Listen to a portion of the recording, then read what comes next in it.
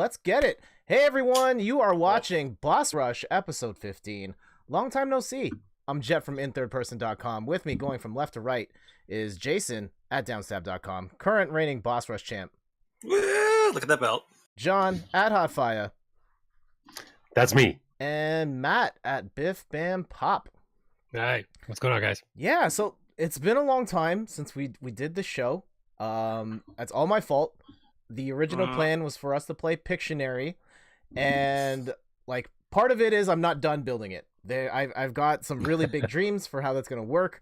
I didn't quite finish making everything, but there's a database of hundreds of characters for us to draw from. And the other thing is, like, streaming days have been really short for me because the NBA playoffs are happening, and a certain local sports team has made it to the NBA Finals. Yeah, my sports team, local sports team. Your local sports. Jen, I just noticed you have the hat. Yes, cool. I got the hat. That's the best.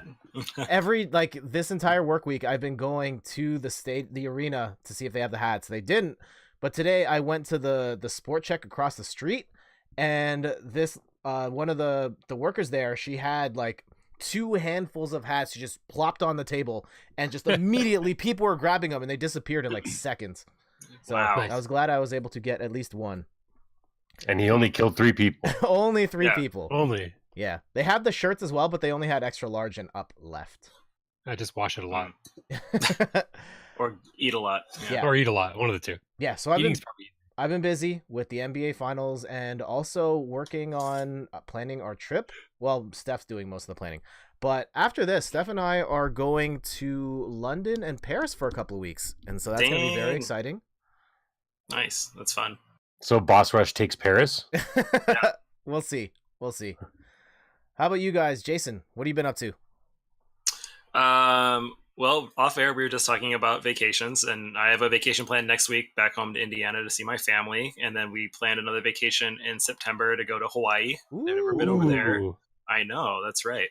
So that'll be fun. If you follow me on everything, I think I posted stuff. We went to the Fanime convention again this year. It was past weekend. And so if you remember last year, if you watched the show, I dressed up in Overwatch cosplay. So we did that again. We already had the costume. So Laura was May and I was Soldier. We had a Symmetra with us and a Hanzo, and saw a lot of other cool costumes and stuff like that. So it was pretty cool. I got some stuff I can show you guys. Ooh, so show and tell. Some games. Yes. I got some Vita games. It's exciting. Vita games. Nice. Freedom Wars is good. Guess how much each game cost? $15. Way less. There was $1 each. No, they weren't. $1. And then, wow. yeah, and some dude was selling a couple of these like random PS1 cheesy puzzle games. Oh. So I got them for a few bucks off too, but they're sealed. So I was like, all right, I can do sealed. Cool. And then the only like super cool thing I got too, I don't want to get this price tag off here. It was at like a swap meet, but I got another Vita game. It's the complete Persona 4 dancing. Wow. Whoa. I know, the whole box. Comes with Very like all cool. kinds of crap in there, so that's kind of exciting. So we did that, and then we went to like Round 1 Entertainment, which is like a big arcade thing like that. And I got this big guy. Laura's sister won it for us, but it's a giant plush meat. Oh. See, it's not meat. Yeah, and like the little bone comes out and everything. Whoa. Isn't it great? That's very sweet. I know. That really popped out So, yeah. there. I know. Yeah. They can you can remove the whole thing. It just comes Whoa. right out. Bam. And then you have a big ass bone. So Now it's boneless. anyways, yeah, now you have boneless meat. So that was pretty fun. So Wow. we did that, and that kept us busy for the past couple weeks, touching up the cosplays, getting ready, and then the busyness of everyone being here. But now that's over, so we can calm down and relax. Nice. That reminds me, I do have some show and tell. We'll bring it up in the Let's Play or what we're playing segment because Yeah. our what we've been playing segment's actually pretty short this week. So I'll throw that in there as a bonus. John, how about you? What you been up to? It's kind of a blur. I'm working very long hours right now, so I just man. sort of cruise. And yeah, I play when I can, and I've actually been playing Matt's Game of the Year last year as well. Oh, here and there. As well as I just showed you guys from before when we were talking about a little bit of NBA. Yeah. What team are you playing as right now? The Raptors. Of course. Yeah. Naturally. Not Yeah, Golden you know, State. second best team in the NBA. Yeah, you're right. No, I'm just kidding. Well, one of two, I should say.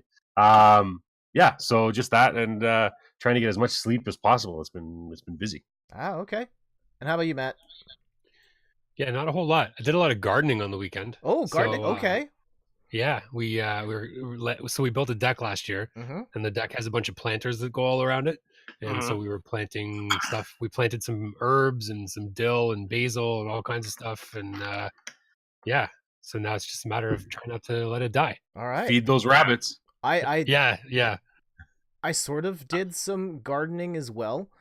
Steph and I have been trying to fix the grass situation at the front of our house, where a lot of the grass is like dried out and died, so it's just dirt right now. And I ended up buying like the set. There's this like 4-in-1 spread of like seeds with the fertilizer and the mulch all in one, and I like spread it all over my lawn. And I've been trying to water it for the last few days, and it's been raining every day too. And I'm pretty sure it's not gonna grow into anything. And it makes me really upset because like I literally just spent $20 on dirt that I'm not gonna see anything out of. Yeah. Is grass you're trying to do? Yeah. Oh. I mean, I had really good luck with just literally just getting 3 like triple mix soil and just grass seed. Just put grass seed, just spray the grass seed all over your lawn, and then like just by the handful, just do it however you feel like it, and then just put the dirt on top and just stamp it down and water it. And I can show you pictures of my lawn. John can attest to it. It's a good looking lawn. Yes. Great. That's really funny you did that, Matt, because I also have a garden this year. I've never done one before, but we have that too, and I should pick your brain later because we're growing like so much stuff. I feel like I'm doing it wrong. I don't know. Well, because we like I wouldn't say I'm an authority, but yeah, okay. No, I know it's just funny, but I'm probably in the same boat where I'm like, I don't know what I'm doing, but I'm gonna put this here. I'm gonna cut that and just see what happens. Yeah. But there's a cucumber growing, so that's exciting. Nice. Oh, yeah, I know. Holy cow! Hey, and if it doesn't grow all the way, at least you have a pickle. Exactly. Well, right now I have a pickle for sure, so we'll see. Pickle for sure. Cucumber maybe. Nice. Mm-hmm. All right, before we get too carried away and talk about just gardening stuff the whole time, hey, Hannibal's in the house. Hannibal. How you doing, my friend? Welcome. What You up? came for the best part. We're about to talk about video games. Let's go, Jason. What are you playing? Oh man, I was trying to get on Twitch. I'm not playing too much because of all the business that we had, but I did pick up several games. But the only one I played so far was SteamWorld Dig 2 on the Switch. All right. Okay, have you guys played the first one? Yes. Yep. Okay. That game was great, and I feel like this game so far has been super great too. I'm maybe only like 6 or 7 hours in, so I'm not sure how long it's going to be, but that game is really fun. And I feel like from jumping in after like several years after playing it on, I think I played on the 3DS. It's more of the same, but also everything I felt like was missing seems to be a lot nicer because I don't remember there being a grappling hook in the first game. No. Okay, so like I just got that and then maybe played for another hour last night, and like it's really fun. And I just felt like that really dealt with one of the main issues I had, where you could literally dig yourself into a hole and you're like, well, shit. So I think that it's nice, but it's such a fun game, and it really is the epitome of just one more try or something like that, and you just keep playing. But I mean, watching the feed right here, like it's really cool. So if you haven't played the game, you're it's part of the SteamWorld series, so it's all like a steampunk robot apocalyptic future sort of. Mm-hmm. And then you have your pickaxe and you just dig down below like the land, like you can see here. And you're trying to get deeper and deeper without your lantern running out of light, and you're trying to pick up minerals and ores that you can use to upgrade your stuff. You get more equipment like you would in a Metroidvania, but it's all kind of based around digging. And so if you, like I was saying before, if you dig too far to the left and then you realize, oh shoot, I actually can't get back up to get this other ledge, then like you've kind of missed that. So like you don't get to go over there. And I think it's all randomly generated. I'm not sure if it's actually all supposed to be the one way, but there's really no wrong way to do it. And it's pretty engaging. And actually something I liked from the first game too, which kind of carries over here, is there's a lot of charm with like what's happening here. So the game looks gorgeous, but also the characters are all robots, and a lot of them are, I don't know, like shady Western robots, or they're kind of rickety and creaky and all that stuff. And so it has a lot of character to it. And it's really fun. I think I got it on sale for like $10, and it was absolutely worth that price. Yeah. So it's really fun, and I'm hoping I can finish it up here soon. Yeah, it's actually I think this is the newest game came out too, that SteamWorld Quest, which I really want to get. And not played that yet. It is on Yeah, my it's list of games to pick up before I head out to London. Yeah, I would say I'm sure it's probably great, but I realized after playing this one, I've played the first 4 SteamWorld games, and they're all very different. With besides this one being a direct sequel, but they're all like really good, and they're all in the same kind of universe. So if you like steampunk and if you like good quality indie games, you go on ahead and play it. Yeah. Randy says SteamWorld Dig is so good. Yeah. Very good. And, very yeah, good. Worth your time. SteamWorld Dig 2 is a phenomenal game. I picked this one up at launch, just like off the strength of playing SteamWorld Dig 1. I think it was JJ actually gave me a code for it. I had no interest beforehand, and I was like, whoa, this game is incredible. And then playing the second one, I think it's better than the first in pretty much every way. Yeah. It looks better. Yeah, they do clean up some of the mechanic stuff and like weird issues where you could dig yourself into a hole you couldn't get out of. And the exploration, the grappling hook's a lot of fun. And it sounds like you're just about done. Like I beat it in about 6 hours, so you don't have you probably don't have much left.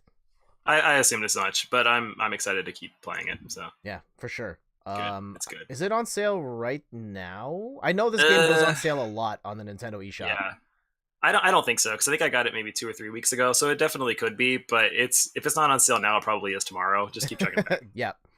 I would also highly recommend SteamWorld Dig 2 for anyone that hasn't tried it yet. I'd play it. It looks fun. Oh man, so good. All of the SteamWorld games are great. Yeah, I really wasn't thinking that I would like SteamWorld Heist. That's just like the strategy, like tactical RPG. But that game was really fun. I remember playing it for like 4 or 5 straight hours, literally on a plane, like start to finish, and was like, yes, that one. And I just, oh my god, like it was so fun, like lining up those shots and just changing up your crew, getting all the new gear. That was a fun game. Agreed. Yeah, the point sort of shot aiming and that, it was really interesting. I know. And then building your team with like the special abilities they all have, very, very fun. Yeah. Meeting them all in bars. Yep, exactly. Yeah, it's great. All right, John, how about you? What have you been playing?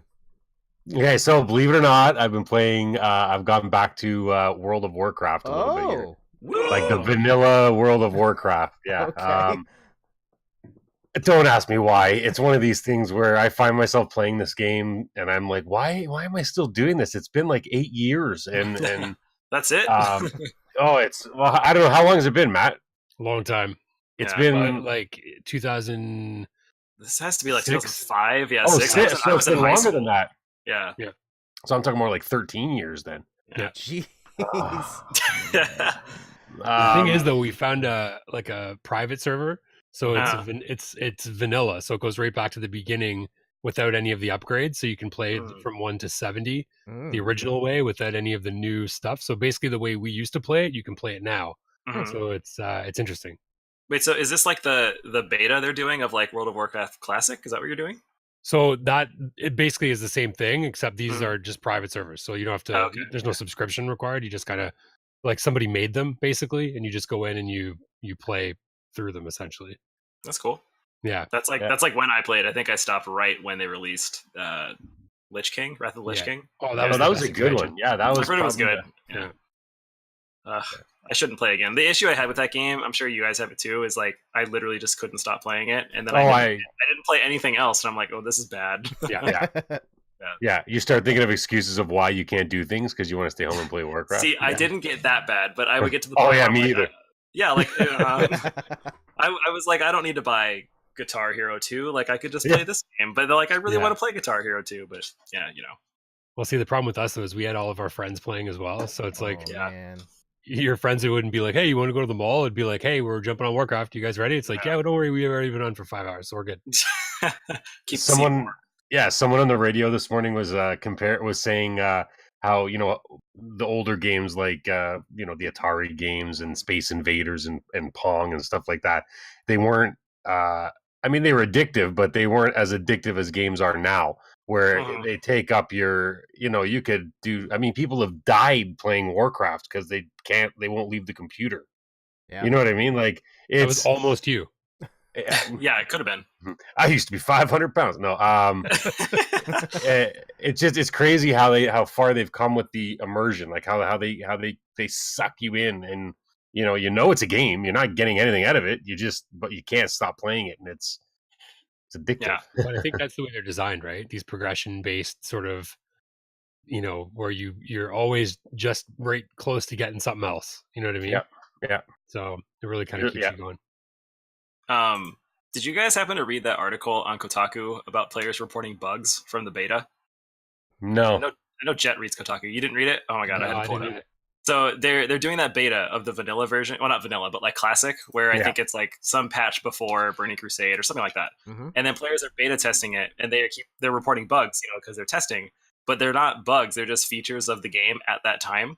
So like Blizzard had to go out and say thank you for reporting these, but these are not bugs; they're actually features. So let's see. One of them I thought was funny was NPCs which offer multiple quests may inconsistently display them as a dot or a exclamation point on the available quest list. They were inconsistent in the patch, and we reproduced the exact inconsistency they had back then. Other ones will say some available quests do not display the question mark or the exclamation point on the minimap. This was a feature of the game at the time. And other ones are really weird. The warriors health regeneration is working as expected. The rate was not correct during this patch, and we reproduced that. I just think so it's basically funny. They did nothing. They just copy and pasted it. Yeah. Whatever you get. Exactly. And so Laura brought up a good point. She's like, as a designer, is that okay?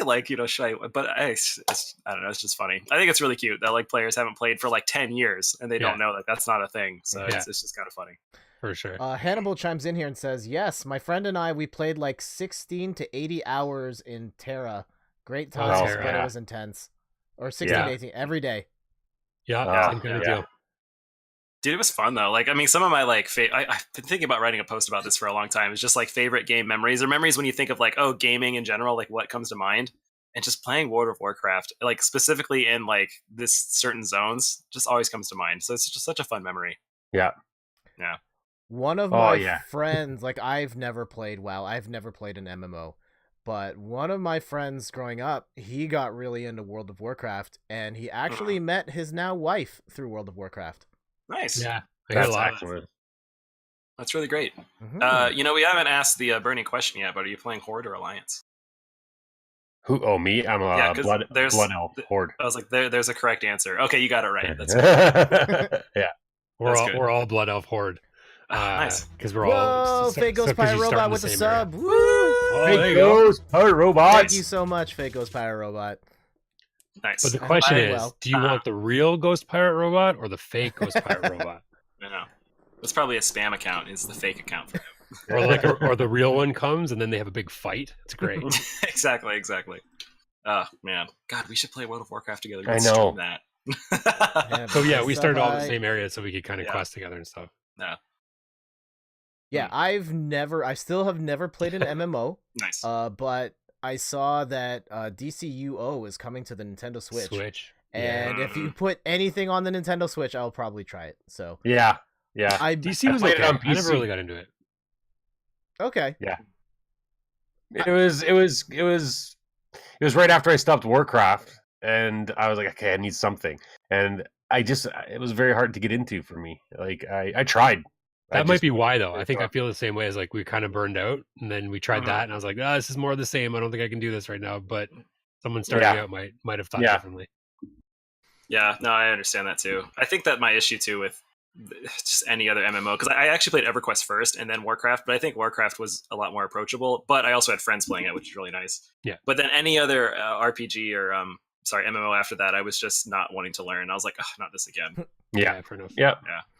I mean, we tried Guild Wars and a whole bunch of stuff, and it was all just sort of the same. I did Final Fantasy 11, Final Fantasy 14. So I was like, there you go.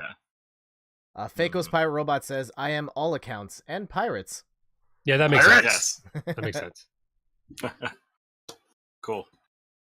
Yeah. Hey, what does a pirate say when he turns 80? I bet it's something awful. He goes, "Aye, matey." Oh my god. Well, good night, folks. Hey, Ghost Pirate, you can use that one. Take that one with you. Yeah, he's gone. Yeah, that's what I thought. Can you unsubscribe right away, or does that? Hannibal says, ha ha ha. Hey, Ghost Pirate Robot, you might want to rethink this one. Yeah. How about you, Matt? What are you playing? So I've gone back to Octopath Traveler. Okay. Speaking of time sinks, yeah. I love this game, man. The thing is, though, I'm finding that it's kind of getting and I knew it was before, and I think that's why I kind of stopped, was it's getting a bit repetitive. Okay. Have you guys played and or beat it? I have not beat it. I got to the third quest of like everyone, and then kind of stopped. That's where I am right now. So third chapter for all the characters, and it's just kind of the same over and over again. And even the bosses are kind of repetitive. And so really what I've been doing lately is side quests. So I've been just going around trying to complete my log of side quests, seeing which character path actions and stuff do, what things. And that's actually kind of breaking up the monotony a little bit.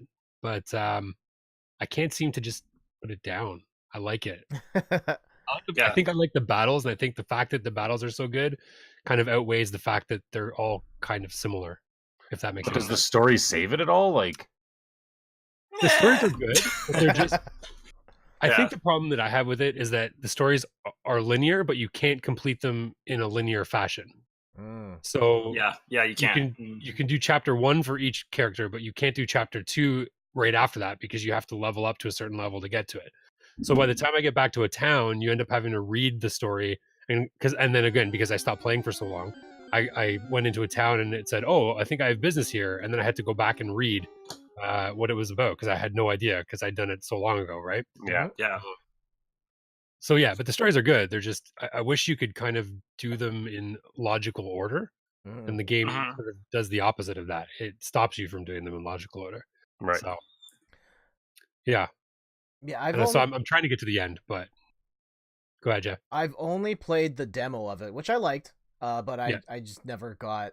I didn't feel like compelled enough to buy it. I'll quickly chime in here on behalf of Chris and Rachel. Shout outs to Chris and Rachel at Double Jump. I know they beat Game of the Year. I know they beat Octopath. Yeah, it was like their game. Well, it was Chris's Game of the Year, and they beat it. They put in like 1 billion hours into that game. Yeah. I'm trying to find. I actually had to take out the buttons on my Stream Deck for like all the reaction gifs, so I'm trying to dig it out of the thing so I can hit it. You can see that? No, did I really take them all out? I have like none here. While Jet's doing that, I can chime in. One of the things I really liked. Oh, yay! There they are. Twitch.tv/Double Jump. I really liked Cyrus, the character. I thought his story was fun, but I just really look, there he is. I just really liked when you would like max out and like do all 4 moves at once, and his voice line of like, "My focus is unparalleled." Oh, he's a badass. Yeah, it's good times. And then he also, if you put a cleric class on him, or is he already a cleric? He can do I don't think so. His divine skill is that Ulfric's Auspices, which lets you do everything twice. Yeah, you do it all again. Yeah, I know. Yeah, it's like ridiculous. That's such a fun concept. That's like why I keep playing, is like because that game had like a good RPG concept. Randy says the battles are so fun, but every chapter is so formulaic. Yeah, I could see that. They're very sort of tropey, the chapters, or the stories and things like that. One thing I do like about it though is that all of the main sequences are voice acted, which really is nice, because sometimes I get so tired of reading. I literally just don't even look at, like, I just watch it and I don't even read it when it's voice acted sometimes, because it breaks it up a bit. But You know what? I'm thinking out loud. Do you think that, because I felt the same way about the game, Matt, do you think that we maybe would have enjoyed it had we have never played like an RPG like this before? Because I mean, it's kind of a throwback style, but like that's what I grew up with. So I don't know. If it was the first time, maybe you'd really be into it. I think so. I also think that having played Bravely Default almost directly before I started playing this, hurt it as well, because it's almost exactly the same. Yeah, definitely. And so I don't know. Maybe if I hadn't played it like really directly before this, I would have looked at this a bit differently. Because it's even the battles are similar and stuff. This game obviously looks a lot better, but I think you probably got something there for sure. I think I constantly compare it to things that I've played before. So it's a great game. It's just I don't know. I feel like there's really good aspects of it, and then aspects that are kind of not really good, normal. Yeah. I feel like the graphics play a big part in this. I feel like if it didn't look the way it did, some people would be like, "Man, it's just another RPG," Yeah. And like you guys said, if the story doesn't stand out, and the battles are RPG battles, let's face it, they're if you like that kind of stuff, you're gonna like this. Yeah. But if the graphics didn't look the way they did, would there still have been the sort of hype around this? Like, look at that, it looks beautiful. You know what I mean? Like, would there still have been that hype, right? I don't know. Like, I mean, the thing is, it looks beautiful, but you go into every single town and then you steal and then you inquire and then you exactly. It's like they look great, but there's nothing to them. Yeah. Right. So, very repetitive. Yeah. Which is the worst thing an RPG can be. Yeah. Exactly. Yeah. Randy says, I want to cosplay Alphen, but even I could barely recognize an Octopath cosplay in the wild. Yeah. You'd be like, oh, look at that Monster Hunter guy. Yeah, okay. Yeah. You just got to basically dress up like Guile from Street Fighter with a ponytail. Yeah, right. Exactly. Yeah. That's really funny. Maybe if you could somehow emulate the 8-bit look of it in your costume, then you would know. Oh, man, that would be so sick. Oh, wow. Yeah. That'd be pretty sweet. Oh, that reminds me. Someone at Fanime cosplayed as Mr. Game & Watch. So he wore a black morph suit, but then like on either side of him, he had these big cutouts that were like, nice. And, like he would walk like this and stuff. It was really cute. Awesome. That's awesome. Yeah, so that's it for me. Okay, I've got two things to talk about. One of them I don't have B-roll prepared for because I didn't think to put it together. So we'll talk about the one I have video first, and then we'll do a quick show and tell and talk about the other part. I've been playing like somewhat loosely. I mean, I haven't had enough time to play it as much as I would like to, but I have been playing Mortal Kombat 11 on the PS4, and like NetherRealm Studios has been maybe the most consistent developer in the fighting game space, maybe other than like Arc System Works. But you could argue like NetherRealm games, every time they come out with the Mortal Kombat, the Injustice. Oh, I see Hannibal says here, I just beat a Plague Tale Innocence, great game. I've heard a bunch of people talking about that. I don't think we've played that at all. I haven't played that one. No. I know what you're talking about though. Yeah. Okay.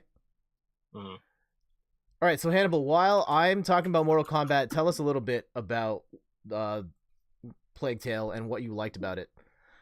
So yeah, Mortal Kombat, it looks noticeably better than Mortal Kombat X, and they've made some really big changes to the gameplay, which I didn't necessarily think they needed to make, but I really enjoy the change of pace.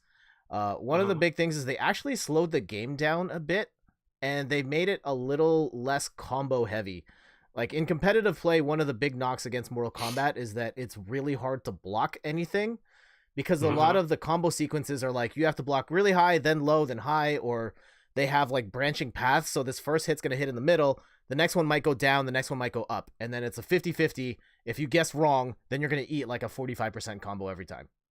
And they've toned a lot of that stuff down so that if you're hitting from an overhead or you're hitting low, your options are really limited in terms of combos. That's so cool. And the combos overall are shorter as well. And so they've kind of made it a little more of a neutral heavy game, like a little more Street Fighter in its pace. It's still fast, but it does feel like there's more like thinking that has to happen instead of like, I'm going to put you in this mix-up scenario over and over and over again until you die. Yeah. Gotcha. And then some other things, I really like how they changed the meter. So as you can see in like the bottom corners, there's like one bar that goes up and then one goes to the side. One of the big issues with the last few Mortal Kombat games is that it maps defensive and offensive options to that same meter. And so no one ever used those flashy X-ray moves in Mortal Kombat because it always made more sense to use it as a combo breaker instead. You just save more health than what you dish out. So now they split those up into two different things so that you have the ability to use your best offensive moves all the time and your best defensive moves all the time. That's pretty cool. And so that I really like. The story mode is, from what I've played, like another just like home run. The production values on it are insane. And what I love in particular is just the writing is really good. Unlike a lot of other fighting games that have come out since Mortal Kombat that have tried to emulate this format, they really care about the lore and the characters and the dialogue, and it feels like you're watching a movie as you are like in between fights, and I really appreciate that about the game. Definitely. Glad that carried over from the other ones, because that was a really cool feature. Yeah. And you can also do a lot of customization in this, right? Yes. Like I could see two Liu Kangs fighting each other and they look totally different. One looks like a biker from Sons of Anarchy. One's like dead, right? There's a lot of different costumes. But then, yes, there's variations of characters as well, which is basically like there's two Liu Kangs, but they have slightly different movesets. And then you can unlock custom moves as well, so that you can make your own version of Liu Kang that has like a mix of different moves, but you can't use them in competitive play. Right. Yeah, you just pick to one of the 2 defaults. But yeah, that's another feature as well in the game. That's really cool. Nice. I definitely want to play more. I've just been really busy with all the other stuff I've said. So NBA playoffs and all that. So at some point, I hope to play a little more. A couple of nights ago, I was playing with Ben from Split Kick, and we had a lot of fun. So nice. Yeah. Is Sonya Blade still Bridget Wilson? I don't know. She's my favorite Sonya Blade. Bridget Wilson. What's it called? She's voice acted by Ronda Rousey in this game. Oh, get out of here. I guess she's got to be doing something, right? Yeah, hopefully we'll have more to say on Mortal Kombat in the future, but that's all I've got right now. And one other thing that I did not account for in the planning of the show, and I know I've talked about it on stream a couple of times, but we as a group have not talked about it on stream. We should say a word about the PlayStation Classic. Ooh. All right, so this thing has been destroyed by the critics, abandoned by gamers all over. These things have been cleared out everywhere. I know certain retailers have had deals where they're giving them away with purchases of PS4s. I've seen them in the States now as low as $20 US. I got mine for 30 Canadian, which is about $20 US. Wow. And I figured, like, I know this thing has all sorts of issues in terms of the emulation's not great, the lineup's not great, but like, even for the games that I like, it should still be worth $30, maybe? Yeah. And so, yeah, booting at one of my favorite things about it, and this is, I don't know what this says about the PlayStation Classic as a whole. I love that if you hit this open button in the middle of gameplay, it actually shows the original error message that would happen when you hit it. Really? Yes. Please close the disc or whatever. Yeah. Even though this thing does not open at all. That's cute. Funny, they put all that thought into recreating that, but they couldn't get good games and stuff out of it. And, it's cut them from the knees. It's weird because, like, even things like the controller, right? Mm-hmm. People have held this thing for years, and they know what a PS1 controller feels like. That's right.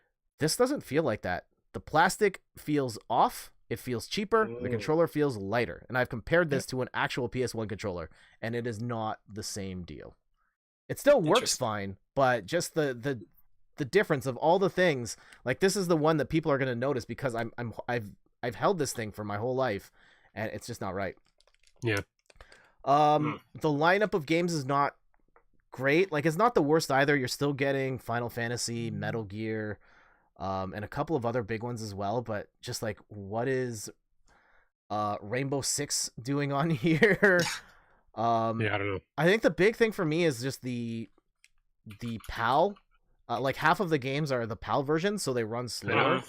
And for certain games, like Grand Theft Auto, it was kind of annoying, but like Tekken is unplayable.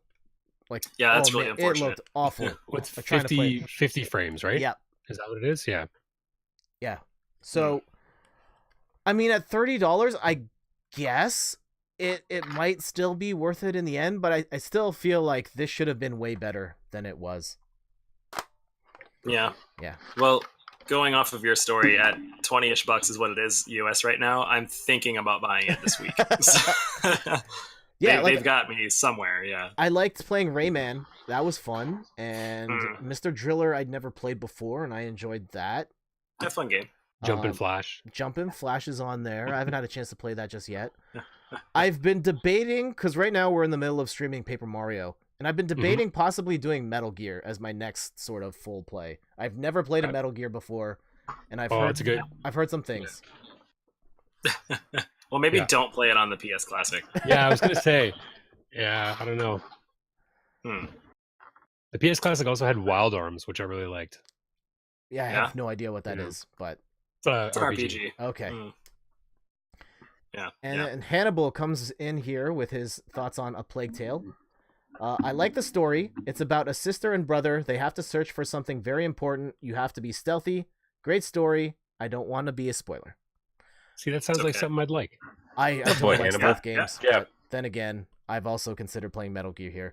I've always wondered, like, is Is the reason that I hate stealth games because I've never played the original Metal Gear, or I didn't start there. I didn't start on Metal Gear. Oh, what'd you start on? Oh man, Stealth game. Oh, shoot, yeah. Alone in the Dark. I don't know. I'll get back to you. Okay. Can't remember. I've never actually played really. I don't like stealth games, so I haven't played Metal Gear or anything like that. Oh, maybe it was Splinter Cell. Oh yeah. Oh yeah, that definitely counts. Yeah, it was. I started on Splinter Cell. Yeah. Yeah, Taking it back. the one stealth game I really like is Mark of the Ninja. Yeah, that was a good one. I remember that game. Fantastic game. And that was the only one. Oh, sorry. Go ahead.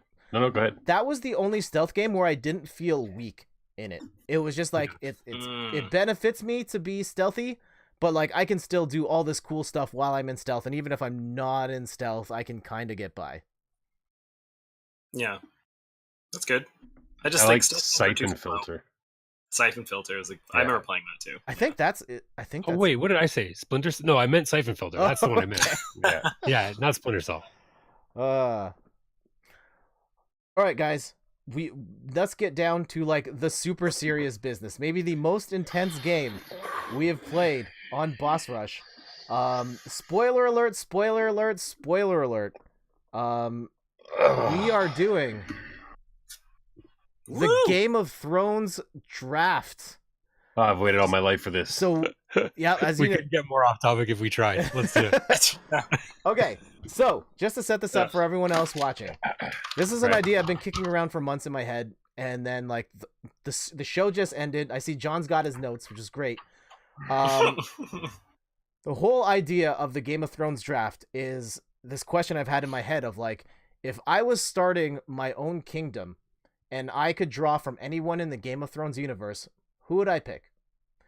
And so what we're going to do now is each one will get to pick 4 people, and we're going to do draft style, first pick, second pick, so on. And after we pick our 4 people, we have to categorize them in one of 4 roles. So we'll have a ruler, a king or queen. We will have a hand to the king or queen. We will have a fighter, your main fighter, and then 4 your wild card slot. They can do whatever function you want. Nice. At the end, we will see who has the best all-around kingdom, and to help us determine the order. Oh, also, Jesus. Our boy, Orange Jesus. Yeah. God. So some other things we need to clarify here. Anyone in the Game of Thrones universe is available. So certain characters that died along the way, they are eligible in this draft. You can pick any particular version of that character. So there are certain characters who are different as the seasons progress, and you can pick which version of the one you want. If you pick Daenerys Targaryen, she gets all the dragons, but then she also has the pros and cons of Daenerys, as you guys know. True. Here's a meta question about the rules. Okay. Can you pick book characters that did not appear in the series? Or is that pushing it? Come on, there's like 10,000 million of them. I'm just curious. That's all. Say no, that's totally fine. I'm going to say no, only because I have not read any of the books. I have no idea. No Same. Right. Oh, so you guys don't know about that super character, eh? Okay. Yeah, you're just going to make up some stuff. Comes to life. Yeah, Rick Grimes with the first pick. Bora Mormonged. James J. Throne comes to life, and he just went. Last name's Throne. All right, so RNGesus is going to summon a random order. Come on, RNGesus. Who's going to be? Who's getting first pick? And the order is John, Jason, Matt, and me last. Damn it. That's only fair. Damn it. Tough. Oh, man. I pull up my list. Well, okay. You guys, I'm probably going to go with an unexpected... No, you know what? I'm going to save that. I'm going to go... So that now I don't have to pick in order of like ruler. No, you just have to pick a character. Pick who do you think you want the most, or is going to be the most in demand? But yeah, Matt. Wait, don't pick yet. I'm not ready. Okay. Last warning for everyone else in the chat. As much as I want you to stay, spoiler alert! Spoiler alert! Spoiler alert! Also spoilers. Also spoilers. Okay, John, You're up with the first pick. John Langford in the first round selects Night's Watchman Lord Jon Snow. Whoa, Jon Snow with the first pick. Oh my God. I'm just gonna go out on a limb here and just tell you that Jon Snow isn't even in my list of characters. Wow. Wow. Alex Hayes 36 says, "Yo, hey, what's up?" Yo, Hey, What's up? Hayes, man. So yeah, we're doing the Game of Thrones draft right now, and Jon Snow just went number 1 overall. Congratulations, Jon Snow. Kit Harington, we wish you well. I don't know if you guys saw the news about him this morning. Oh no, what happened? He's in rehab right Did now. he fall off the wall? Oh, okay, good. For stress and alcohol abuse. Yikes. Shit, dude. That's terrible. Yeah. Oh, that sucks, man. I was gonna make the joke about he's probably, because of the end of the way the show ended. It's partially because of how the show. Well, it's part of the fact is he's stressed out over like the show ending. So we wish makes you well. sense. I mean, it's been like 9 years, dude. So. Yeah. We wish you well, Kit Harington. So John, tell me, or tell us, why did you pick Jon Snow with the first pick? Well, hold on. If he does that, then he may give his clues as to which position they're taking. Oh, maybe. So I don't know if. No, that's fine. No, I can tell you. I can tell you. He's got Jon Snow just now. Don't spoil yourself. Yeah. True. Yeah. I see. I don't know. It's the loyalty factor in Jon Snow, I think. Okay. What's this? Jet Targaryen. There you go. Of everyone going to pick That's a good comment. Because John picked John. Yeah. My namesake. There's a certain loyalty to Jon Snow that is hard to find in, I believe, all of Westeros. Like it's very sort of snaky and cutthroat and backhanded, and I feel like a good kingdom would need somebody with that sort of moral character. So that's sort of why I went with Jon Snow. Fair enough. He is very much the most honorable person of Westeros, though that has come back to haunt him a few times. Yes. He's a pretty good fighter as well. I would question his skills as a king. I think. Well, I didn't say that's who he's for. So. I'm not saying that that's what you have to pick him for. Yeah. I'm just pointing out, if we're talking about cons of Jon Snow, he seems like, well, one, he's kind of aloof in the kingdom, or he doesn't really want to be a king, although people really want him to be that. So maybe just him being that figurehead would be enough to lead you to prosperity. I feel he's got toes in all the different categories, so we'll see how it goes. Okay. Hannibal says Jon Snow will kill you. He could. Yeah, he could. All right. Jason, number 2. Who do you got? Okay. Jon Snow was on my list, but I will move on, and Tormund's a good choice too. I'm going to stick with I want to get some of the Top Guns first, so I want to snag Arya Stark. Arya Stark, number 2. Congratulations. Drafted. That's a pretty good one. I felt like as the show was progressing, her stock was rising. And then by the end of a particular episode, I figured she was going to go super high on this list. I think it was season 8, episode 4. That's whatever that episode was. Is that what you're talking about? Yeah. Yeah, for sure. I think, like you said, I feel like her story arc and development was pretty cool. But I think in terms of what I want in like my kingdom, I'm not going to tell you where she's going to end up. Okay. But I think that her versatility in the role will be good. Okay. But yeah, she definitely developed along the way. She can peel off the mask and be whoever. Oh, so here's my thing. I had my issues with the way this last season played out. I think my big issue is the Battle of the North. Oh, okay. Alex Hayes says Night King. Yeah, Tormund and the Hound is another. He says Tormund has to get picked. My issue is I felt like they burned the battle with the Night King too early in the season. I felt like that was big enough to be the last thing. And then they burned it, and everything else felt low stakes from there. It did. Oh, geez. I totally forgot where I was going now. It was something about Arya. There's actually, to further derail you, there's actually a YouTube video online somebody made about how they would have ended the show, and I watched it, and it's literally perfect. How they and I was like, some guy in his bedroom ended the show better than HBO. And it's really good. I'll see if I can find the link and I'll send it to you guys. Okay. Don't send it now. You don't want to mess up. Don't send it now. No, for sure. I do agree with you though, Jet. Arya, she was high on my list. Yeah. Damn you, Jason. But again, I feel like her story fizzled out as well. Yeah. She had all this fizzled out. Yeah, I know, but she sort of seemed like destined for greatness, and then all of a sudden it's just like, nah, I'm just gonna go hang out on like a ship and see some stuff. She could still be great. No, I know, but I don't know. I hear you. Like it went like, oh, it was so good, and it had so much potential, and then all this, it's just sort of a waste of a character. But yeah. Fair enough. Congratulations, Arya Stark. Jason, that was a great pick. Matt, who are you taking with the number 3 pick? So I'm going with Dany. Whoa! Daenerys. Oh! Going the cheap route. No, I'm kidding. I guess you don't like stuff not on fire. Yeah, right? Exactly. All right. So, give me the pick. Give me the pitch. So here's the thing. So you said it can be any time throughout the series, right? Yes, but I think I have a counter to where you're going. Okay. Continue. Why don't you hit me with the counter first, and then I'll see.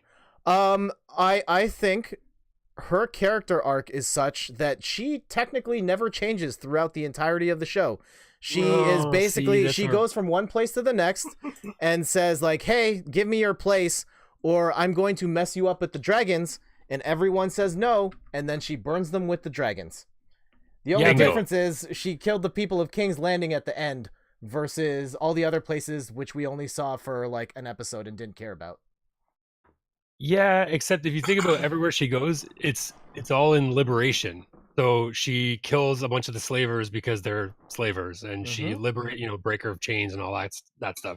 All of her kind of burning and killing is done under the sort of liberation aspect of it. So she goes to places to kind of free people, and I mean, obviously they're joining her army, but I don't know. Like I feel like so my caveat was that I would take Daenerys pre-flip out.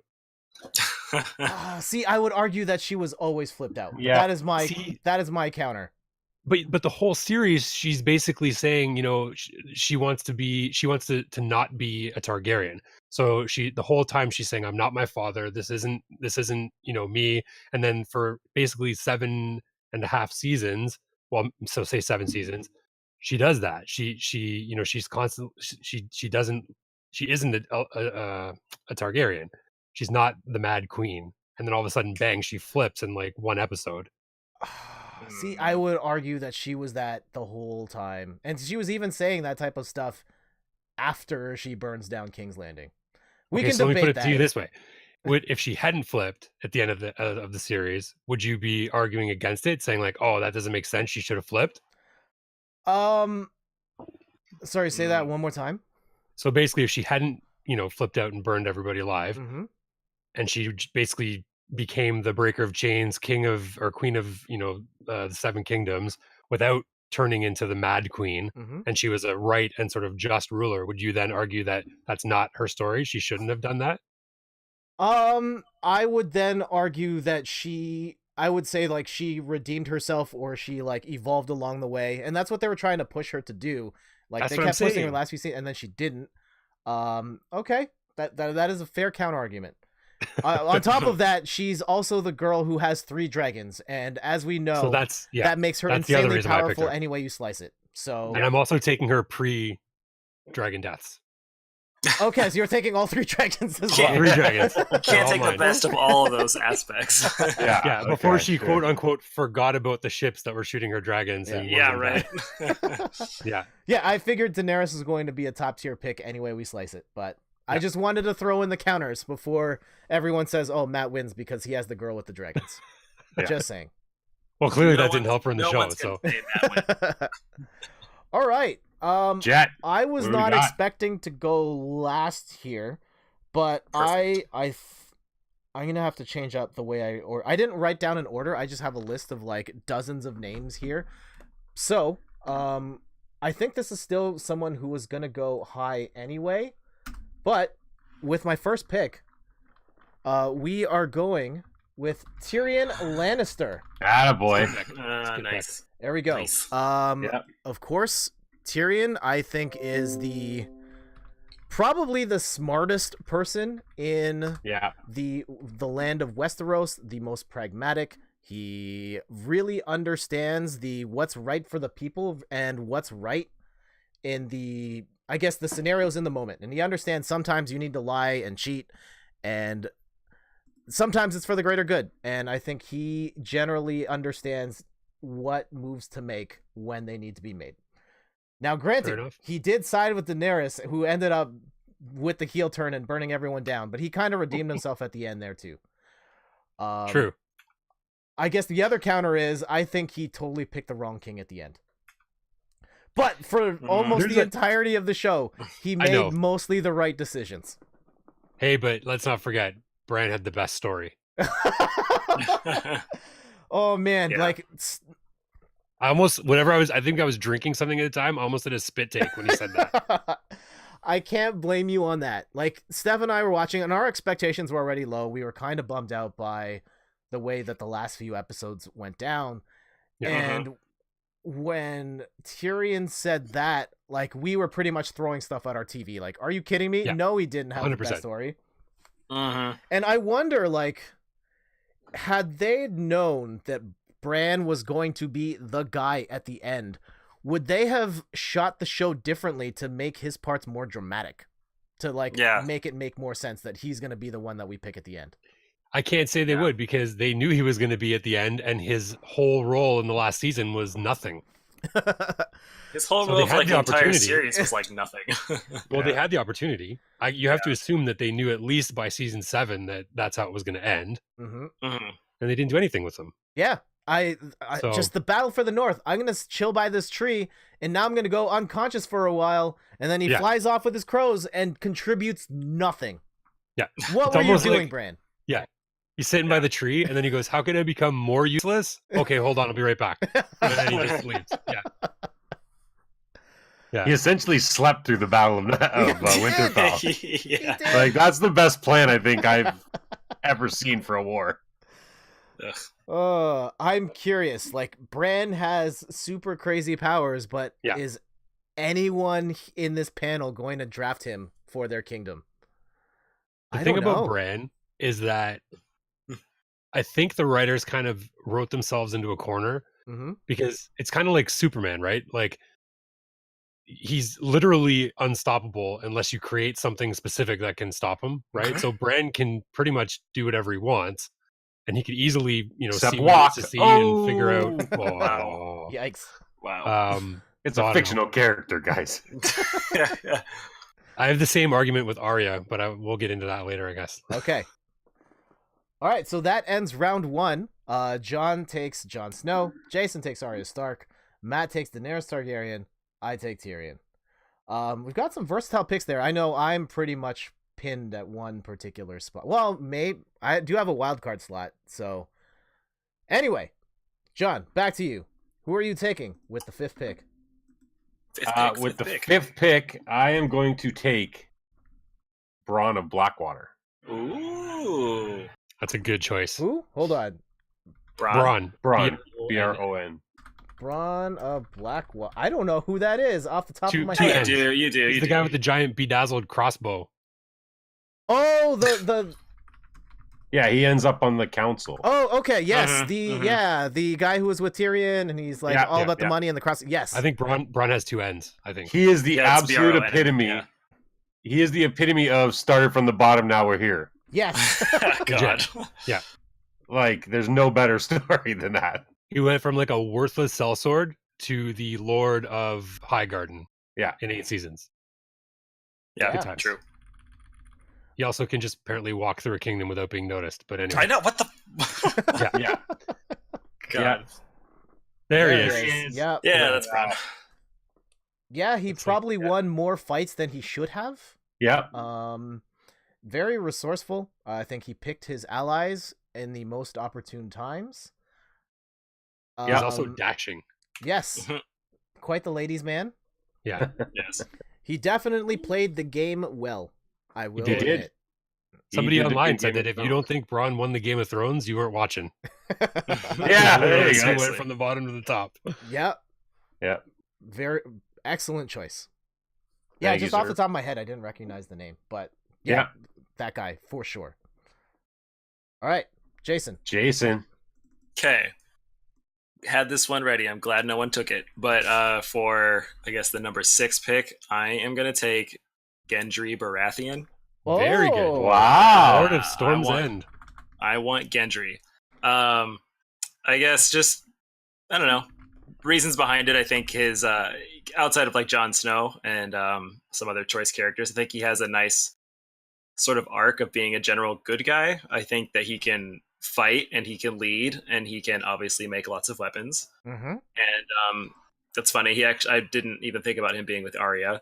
But I think that it would just be, I don't know, overall solid pick that I think would kind of fly under the radar. But I think in terms of winning Game of Thrones, I could see him as being a winner. He definitely started very, very low and ended up very, very high. So yeah, we're going with him. I like the versatility of that pick because he could be a ruler.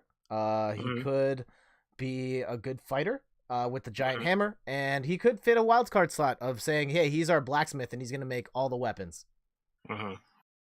But where am I going to put him? You don't know. We don't know. We don't know. I know. Good choice, Jason. Cool. All right. Yeah. All right. We good. Maddie, here we go. All right. So with the 7th pick, I'm taking Davos Seaworth. Hey, Davos. All right, Man, Sir Davos. He was on my high list. I know, it doesn't just eats away at you. All right, so give us the pitch. Why Davos? Davos is one of those all-around kind of characters. So he is, he's kind of a good follower. He's a good kind of second in command, like not hand, but like yeah, you can say it's you fine. tipped your hat. It's fine. It's fine. He's loyal. He's also kind. Like he's a good guy. And he's also good. He's good in a fight. He's also one of the best smugglers, if not the best smuggler in the realm. So, if you need information or you need something, carried or moved or something, he's a good guy to have on your side. He's the Han Solo of Westeros. Kind of, yeah, kind of. Yeah, a little bit, yeah. Yeah. And plus, look at that stare. Yeah. He is staring through you. He could melt the butter for your popcorn. Definitely. He did a great job of taking care of Stannis Baratheon's kid. Mm-hmm. Yeah. And the other thing is, well, I guess the con is he cannot fight for anything at all. He's not terrible. He could handle himself. All right. So right, one Jet. of the things I did not account for in this process, because I'm like writing all the names and I'm pulling up the pictures, I'm not actually giving myself much time to think about the team I am putting together. I think there's excuses. You got a good pick so far, man. You're doing well. That was one good pick. I am going. Oh man. Take your time, man. We have all night. Nah. Okay. I feel good about this one. I'm interested. All right. With the number 8 pick, House Jet is picking House Jet. Brienne of Tarth. That's a good pick. Good pick. That was literally my next pick, Jet. I have to look at my next list. She was up on my list too. So yes. So Brienne is, she's a fantastic fighter. She bested the Hound in a fight, and she is just super loyal, great soldier, follows orders very well. And also a knight. Also a knight by the end of it. Yeah, she gets her full redemption. And look at that. Yeah. Look at that. It's Oathbreaker. Look at that. She's also 11 feet tall, I'm pretty sure. Yeah. And so compared to Tyrion, one of the best fighters. Not to my head, I guess she is kind of she has her own kingdom at the end, right? I think so. Something like She that. does, Yeah, she has her own spot at the end, so she could be in another slot, though we don't really know how proven she is at that particular capacity, but I've got Well, options. we certainly know she can behead a guy, so we're good. Yep. Yep. All right. And then, yeah, good Tormund. pick, good pick. Sorry he didn't get at her, but... Yeah, I know. Oh, yeah. And that's another problem that I have with it. And you know what? No, there's too many problems. We can't go into every problem we have with it. Go for it. So the whole like literally Jaime's entire character arc was to basically I don't you want to keep it PG, but basically block Tormund from getting with Brienne. That was his whole character arc. Yeah, then he did do that and then immediately leave for no real reason. So. Yeah. Well, and he literally got up while they were talking, stood Yeah, in exactly. the middle of them and said, "Let's go." You know what I mean? well, Yeah, anyway. to Jamie's credit, he was sort of a brash and reckless he was a great fighter, but then he lost his hand and started to think about life a little differently, started to care for people more. He still had a weak spot, a very open weak spot, but he did debilitating spot. Yeah, he did ultimately help defend the North in their hour of need. He did. He did stuff after that too. So, for example. Oh my gosh. All right, so round 2 ends with Bronn, Gendry, Davos, and Brienne. Everyone's picked characters that are still alive on the show. I'm wondering how long it's going to take before we pull some people out of the grave to step into a role in one of our respective kingdoms. Spoiler alert, not that long. Well, yeah, I was about to do that. Okay. All right. But I'm going to have to go with my other pick just because I want to make sure I get him. So, okay. With the number 9 pick, House John selects Tormund Giantsbane. Hey! Oh! All right. Spoilers, I don't think you had to go that early to make sure you got him, but that's okay. Oh, he's calling it out. You never know. Hey, are you saying that me and oh, sorry, where is he on the chat here? Is it someone just said Alex Tormund in Hayes? the chat too? Alex Hayes, that's it. Yeah. So are you saying that we're wrong, Matt? I'm not saying you're wrong. Look at that. Come on. You're just not right. He'll stare back at your Davos, bud. Come on. That's a good point, yeah. He's That's also awesome. He is very it's 2 blue steels. I think my sort of hesitation comes from I don't know what role he would play based on what his character is like in the show. You could argue he is the king of the true North. Well, not really, because Jon Snow went back there. Jon's there. Well, yeah. I guess in the time between. Yes, you're right. In the 3 weeks between when Jon was and then when Jon was again. Yeah, when the main guy died and it was just him and before Jon took over. That's true. Mm-hmm. He didn't even have time to get his crown mailed. Mm-hmm. Yeah. Good anyway. pick. Hey, good choice, Jon. All right. Maybe Jon's just picking like really good-looking people. For Hey, his man, he kingdom. could have. I thought that was the point. You didn't even speak about it. Jon, you got to justify it. What's up? Can I be completely honest? Okay. I read the wrong name off my sheet. Oh no! Are you going back on Tormund? No, I can't. I'll keep him. But I read the wrong name. off That the kind sheet. of well. Maybe Jet, you can add an asterisk to Tormund's name there. No, Jon's gonna keep that. Yeah, well, I have to keep. I picked it. It's like I touched it. I got to put it on my plate. The lineup. Dude, what if you did that in an actual draft? Like, oh, the Toronto Raptors choose, and they pick the wrong name. And they're like, oh god. Yeah, that's what happened when we picked Andrea Bargnani, right? Yeah. Like Warren Beatty at the Oscars. Yeah. Oh gosh. There's a Coel Leonard. Ah, crap. Yeah, somewhere. Yeah. Yeah. Man. Anyways, okay. Well, he's good. I mean, he's got his plus side. Look at that hair. Sure. Sure, he's a great fighter. Very noble. You know guy. what, Johnny? He's loyal. He's strong. He's huge. I mean, he did drink giant's milk when he was younger, so it's all good. Yes. Well, it's clear. Yep. He fashions himself a ladies' man, although that never comes to fruition, really. but he loves to he's party. an excellent fighter. He loves to party. He'd be a good guy to have around. Yeah. Oh, thanks, man. I appreciate that. I'm sure he does too. Hannibal says tomorrow's NBA game will be fun. Agreed. Mm-hmm. I can't wait. It's gonna be Yes. it's gonna be a good game. We'll see. Yes. Yeah. All right, Jason, who do you got? Okay. So I am pulling the first person out of the grave because I Oh. don't think Tormund's dead, so that's good. Okay. But I am going with Oberyn Martell. Good pick. Ooh. If you even have a photo for him. The it's Red with Viper. It's with a Y.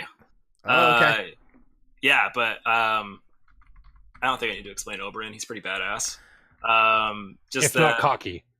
Yes, though there's faults for sure. Everyone has their faults, but I think his could be good. And Oh, with the this guy. Yeah. Yeah, I think with the kingdom I'm building, he fits perfectly in there, and yeah, it's good. Yeah. Okay. Let me pull up his picture, and then I'm gonna Yeah. weigh in with a couple of words here. I also need to make a sexy kingdom too. Well, yeah. Open. Well, good job. Yeah. Yeah. So You and John both. Yes. definitely one of the hotter dudes in Westeros. Oh God, yes. Maybe like he's got like max stats in charisma and sex appeal. Yeah. He is a great fighter. Really good fighter. the- Took down the mountain. Took down the mountain. Take that He just hat but off. a little Yeah, cocky. he is. A little too cocky. John, it's getting hot in there, eh? Yeah, it's getting hot in here. Yeah. Just look at his face now, and then if you feel like you need to calm down, just think of his face after. I know. He looks like John Rice Myers meets Antonio Banderas. That's actually a really good. Yeah, that's a good one. You're welcome, Internet. That's a good pick. All right. Yup. And I guess he wouldn't count as royalty, right? He was kind of like the side piece of the queen, right? I think so. Oh, or was Yeah. he like the brother of the king? So technically, He was like a He was the brother, yeah. yeah. the Okay. brother, yeah. I think But the so. queen was like the real ruler, you know. She was doing all the work. As he was the actual king was like he couldn't really stand or walk much, right? He Yeah, I was think not so. well. He also has a wicked nickname, the Red Viper. The Red Viper. Yeah. Cool. All right, Matt, you ready? I'm ready. All right. All right, I'm interested. With Let's the see. 11th pick, who are you taking? I'm interested. I'm opening up the crypt, All right. Yes. Keep it open. and I'm bringing back Tywin Lannister. Whoa! Oh, hey. Yeah. He meant to say he's opening up the restroom and bringing Yes, back. that's what I meant. Yeah, Yes. Oh man. yes. opening the lid of the toilet, and I'm bringing Yeah. back Tywin Lannister. Oh gosh. All right. So, give us the pitch. Why are you bringing the old man back? So, I think that he is he's feared, he's respected, he's got tons of experience both in war and in peace times. I think that he is, of all of the people, so far on the show, one of the things that you see with all of these people vying for the crown is that none of them really know how to rule all that well, but Tywin seems to have it down cold. So, yeah, I think he's just kind of no nonsense, if not a little bit, sometimes a little bit corrupt, but I think that mainly because he's feared and he's respected and he's got tons of experience. Yeah, that's a very argument there. solid pick. I have no real argument there other than he's a really cruel dude, but he also does it in service of, well, I guess for himself, but and his family. Loves his family. Yep. Yeah. All right. Yeah. Here with we go. the number 12 pick, I've got I can't talk like overlord strategy, but I think I'm gonna have to go. I think I'm also going to have to dig some people up from the grave here. Oh, time to water the plants. All right. With the number 12 pick, I am going with Ned Stark. Ah, That's what I was picking all next. the way back to season 1. Big one. Eddard Great. Stark, because I was literally taking him next. yeah, me too. I remember, like, I started watching the show a couple years after the fact, and I hadn't heard what happens to him. But, like, I remember being very lost in the show and thinking, okay, there's too many characters. I don't know what's going on, but I'm gonna follow this Ned guy because he seems like the main character of the show. Yeah. He made me feel safe. Yeah. They betrayed that. Yeah. The original King of the North. He was a great fighter. He was great in peacetime, great in wartime. He served very well as the hand of the king until things got weird and Joffrey did his thing. He did Joffrey things. But I feel like he is a great, like you said, like he's like a very comforting presence in pretty much any aspect. And he deserved better than what he got. Definitely. All right. Final round. There are so many interesting characters. What do I do now? I gotta throw an audible. And we have to throw in some slots here. I'm just looking.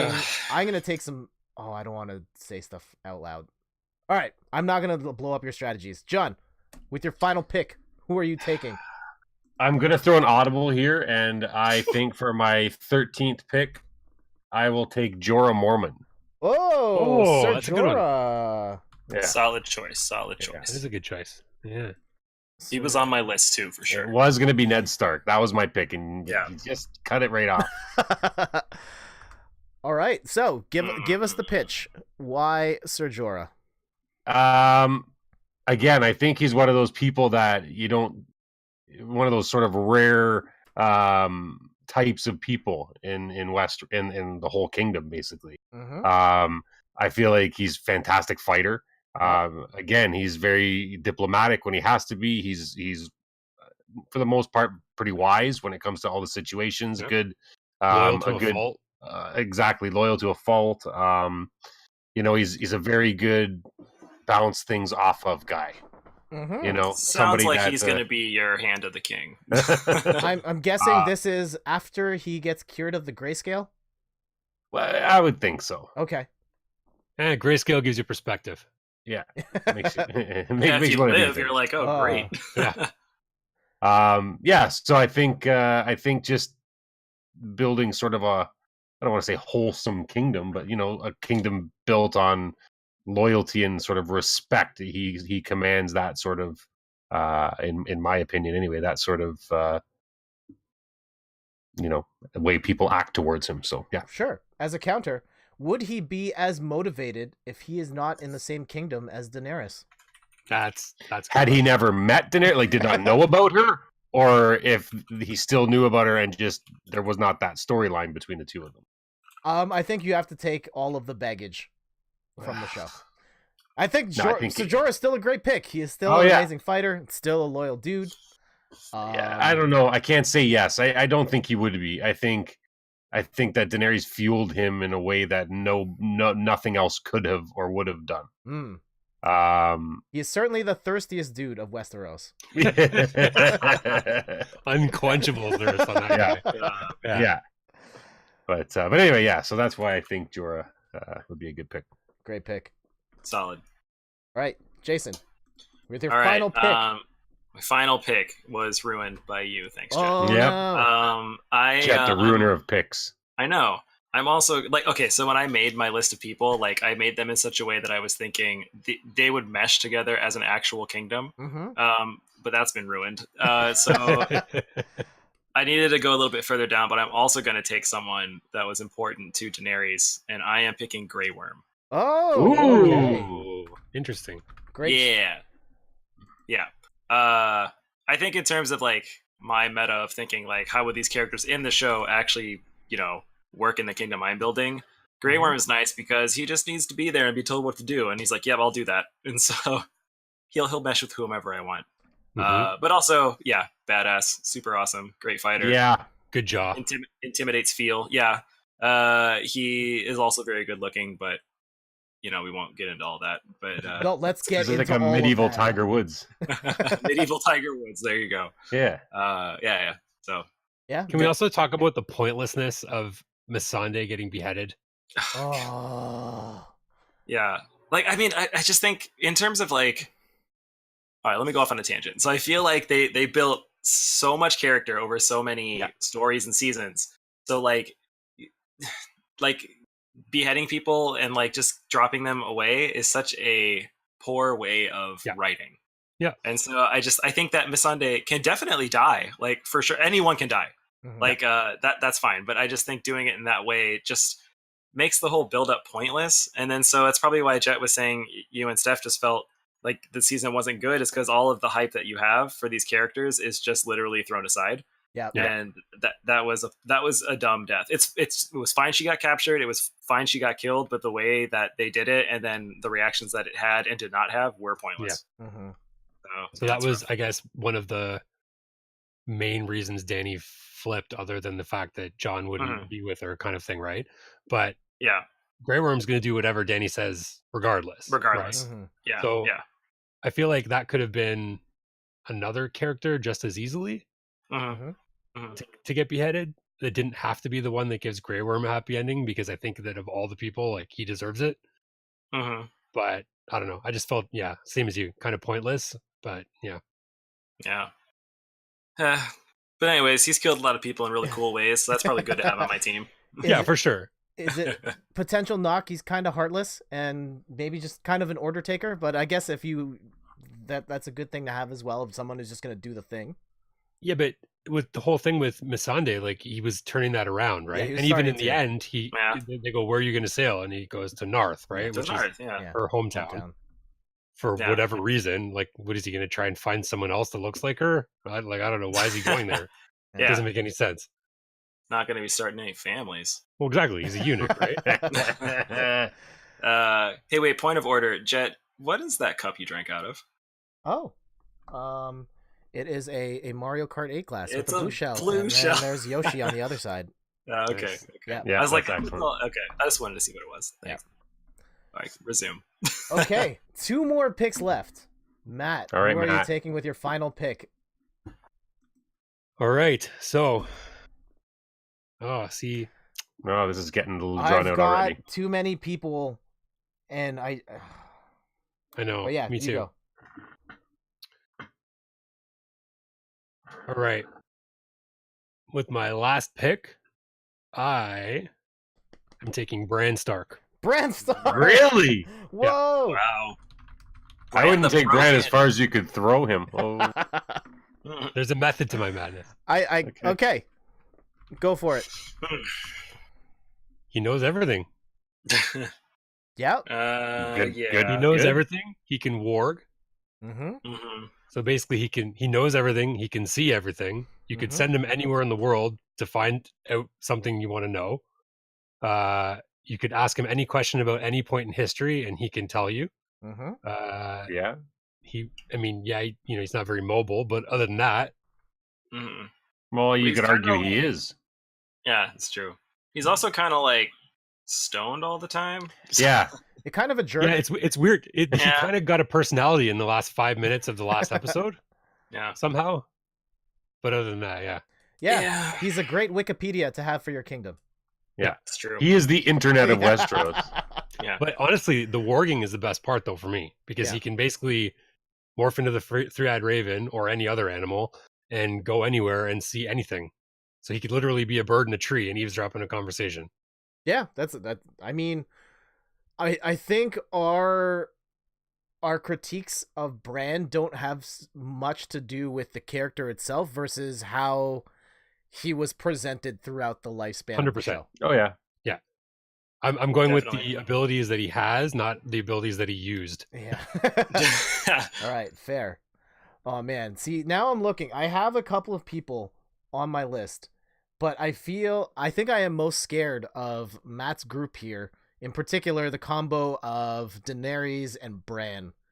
And I feel like I need Daenerys. I need to go above and beyond on this final pick. And so with the last pick, and I had some options here. I will tell you, I was very close to picking Samwell Tarly, who I think is an amazing choice. Very smart. He gets stuff done. Very resourceful. Very loyal. He is one of the smartest people in the kingdom. He is a loving family man. Not my final pick. I'm gonna have to go with Melisandre the witch. Ooh. I don't know if I spelled that right. I'm gonna fix that in a second. I think there's an A in there somewhere. Yeah. Yeah, Lisandra. RE, sorry. Andre. Yeah. Well, there we go. My kingdom immediately hates your kingdom. And so, open image, new tab. I am picking Melisandre because, well, she's a witch. She's hot. She opens the doors for a lot of different possibilities in terms of what we can do, in terms of how we can defend ourselves. Including straight up resurrection. Yeah, she can just straight up bring people back to life. Yeah. She has done some very questionable stuff in the past in service of a god that we don't necessarily know exists or has the best interests of the people in mind. But by the end of it, she does good stuff.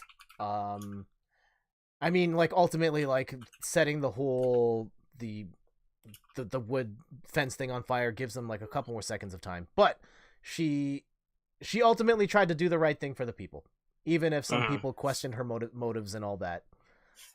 And I think just more the supernatural element in light of Matt's team being stacked in that front made me go with Melisandre for the last pick. Yeah, Fair. I think that's a good counterbalance. Yeah. Yeah, it's a good one. Although you do have to expect at some point she's just going to walk off into a field and turn into an old lady. But after But- she's done something good for the Yes, people right. first. After she's completed her but fate. there's the thing. Do you only get one good deed before she does that, or do you get 10, or what? You know, Yeah. It's Who gotta knows? be What if you pick her and she's in the Stannis boat or whatever and just kind of fails repeatedly? Yeah. Yeah, she did roll with Stannis Baratheon for a little Yeah. too long. You got to watch your children. That is a fair Oh criticism. god. That's too. why he picked that as a Jeez. direct counter to Davos. Yeah. Okay. So let me go and rearrange these lists. Just give us a little more room. And all right, John. Yeah. What rules are you giving for each person here? Starting from the top.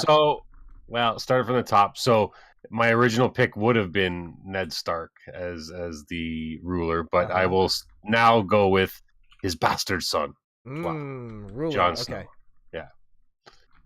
Yeah. So in this case, I would use Jorah Mormont as the Hand of the King. Okay. Great choice. With Tormund Giantsbane as my fighter, and I will use Bronn as my wild card because you never really know what he's, what he's looking to get out of what he's doing. So he's kind of my wild card. Yeah, that's a pretty solid set. That's solid. Even if you didn't mean to pick Tormund. I worked him in. Yeah, I worked him in. Who are you actually trying to pick? Sandor. I don't know. Oh, Clegane? Yeah. The Hound. It's Oh, the the Hound. Hound. Okay. Yeah. Yeah, I think Tormund would be a better choice. But yeah. All right. He's also funnier. Actually, no, the Hound's pretty funny. They're both funny. Yeah. Not Sandor, sorry, Gregor, the mountain. The mountain. Another solid and only choice. because he's post-zombie or he got zombie because he got stabbed in the face and didn't die. Like he would be my fighter 100%. That's a good point. Yeah. Anyway, that's my argument because right. I said the wrong thing. Either one of those is a good choice. Jason, how about you? How are you arranging these? Okay, let me pull up my list here because I already had them. Okay, so Arya is she's my wild card. Whoa! But I was thinking, wow, Okay. Wow. More if I didn't know if wild card you meant to give them a title, but I'm thinking she would be my like Master of Whispers or I don't know, the shady underseed that I have in my actual kingdom that I can get shit done with. Oh, sorry, get stuff done with. So if I'm like I need that person to die, she can do it. Yep, she doesn't want to be queen. Yeah, exactly. Fair enough. Fair enough. And then if I can let her do her own thing, she'll be good. Gendry is my ruler. I think he would be Wow. he would be just, and he would be for the people, and I think that would be good. Also, he's been the people, so that could give Exactly. him He came from the people. Yeah. Sure. He came from the people. Oberyn and Grey Worm are both great fighters, but Oberyn is my fighter. I think that I would praise his speed on the battlefield over the other fighters that people have picked. And I just think that he has a talent that others don't have. And so that leaves Grey Worm as my hand. And I think it makes sense what I was saying earlier. You can just tell him what to do and he'll do it. So I think he would follow Gendry because Gendry is the ruler in this kingdom. And Gendry would rule justly and Grey Worm would follow him to do what he needs to get done. Also, Grey Worm is intimidating, whereas like other hands are not. And so I feel like if he had to go to other kingdoms and had to do stuff and he needed to get it done, he'd get it done. All right. Good point. Nice. And That is a good list. Okay, let's see how so you structure this. all right, let's start with so Danny. So Danny is going to be the fighter. All right. So the reason I picked Danny as a fighter is because throughout her whole arc in the show, she is very reliant on the direction of others. So she listens a lot to Jorah. She listens a lot to Tyrion. She kind of is almost a little bit lost without a good hand.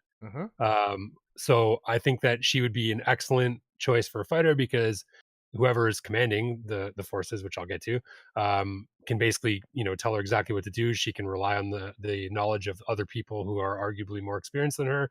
And obviously she's got the dragons, which literally nobody can beat. So you just tell her to go burn a city and she'll just burn it right to the ground.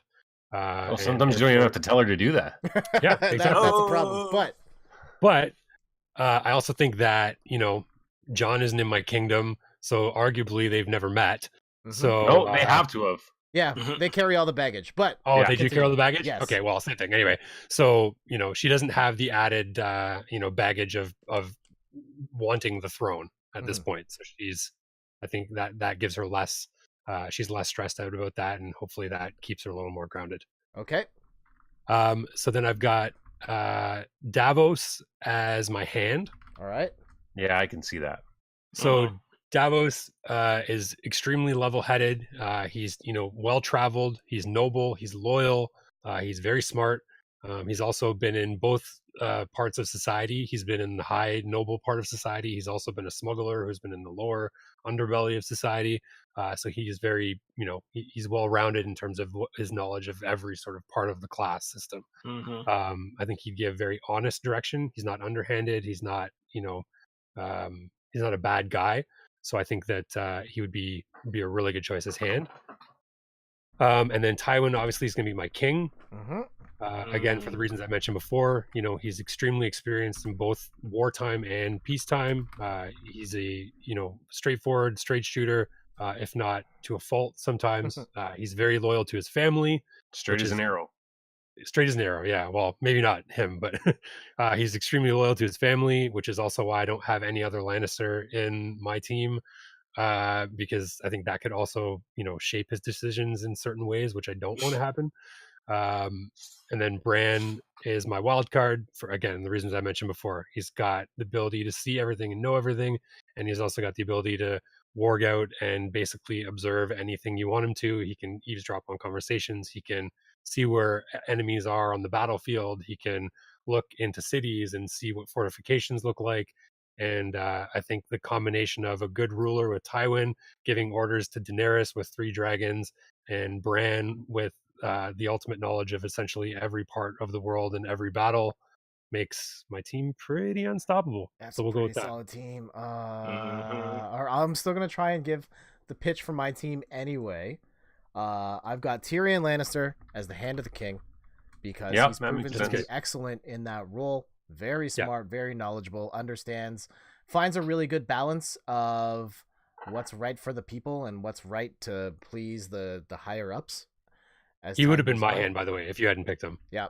I figured, after that first round, I was like, okay, I have to take Tyrion now. He's like the top tier in this category. I wanted to get at least, just the way I thought things were going to shape out. I figured I would get one of the best in each person would get the best person in each category. So after those 3 went, I had to get Tyrion. I'm going to have Brienne as my fighter. Nice. Excellent choice. Fighting skills. Very strong. Very one of the biggest fighters out there. She's good at training people, apparently. And she's great at training people as well. Another great fighter, but also my ruler is going to be Ned Stark. Yep. Probably should have led from the beginning.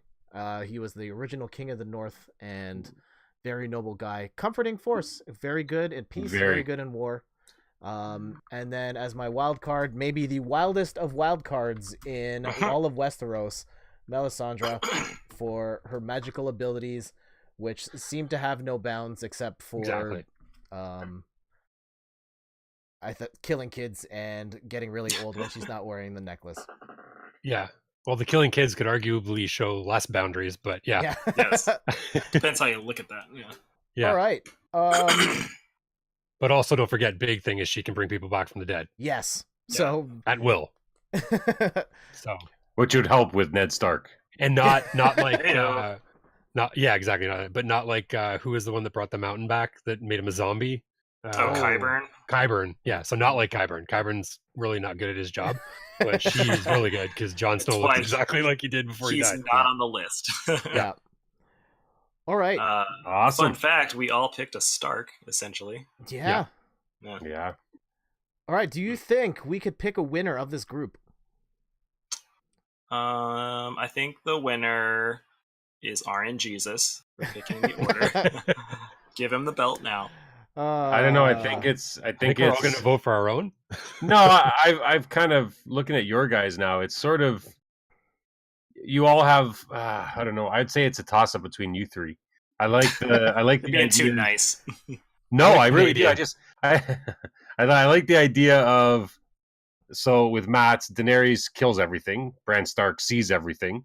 Tywin Lannister could rule anything, and Seaworth is just sort of that level head to keep everybody grounded, as much as he can. But I think that Matt's got sort of one of those unstoppable forces where if that they want something to happen, it's going to happen, whether you want it to or not. Yeah. And with Jet, sort of the same. With Melisandre as the wild card, it's like, what can't you do with that team? Really? Like, what can't you do? Brienne of Tarth is a fighter, of course. Tyrion Lannister is probably arguably the smartest person in the kingdom.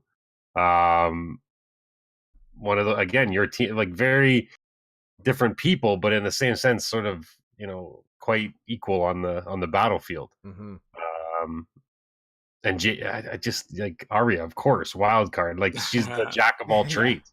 She literally is a wild card. She literally is. The more you think about it. If the criteria was best fighting squad, I think. Oh well, I mean Daenerys is gonna throw things way off, but like otherwise, I would say Jason has the best fighting group overall. Everybody there can throw down. Yep. Yeah, that's true. Like hardcore throwdown. Yeah. Yeah. So if I can make an argument for my group, yep. I can't lose a battle unless I'm stupid, which I'm not, because I got Tywin in charge, and I have great direction, and essentially I know everything about every battle and where everybody is, and I can essentially destroy everything. I'm just throwing that out there. Yeah, that's it's sort of like the cheat code of this game. Like, he's got sort of the best of the best. Well, unfortunately for you guys, none of you picked. But if you're the cheat code, then Arya Stark has to be the game breaking bug that just jumps in. It's like, none of you guys picked Euron Greyjoy in the Golden, or the Iron Fleet rather. Yeah. So the dragons are still on the table. Otherwise, that would have been a blow. Yeah, I think my counter would be Daenerys would still go nuts and burn everybody, but I think the countermeasures you have in there are very sound. So I would vote for Matt winning this. Yeah, I would say Matt.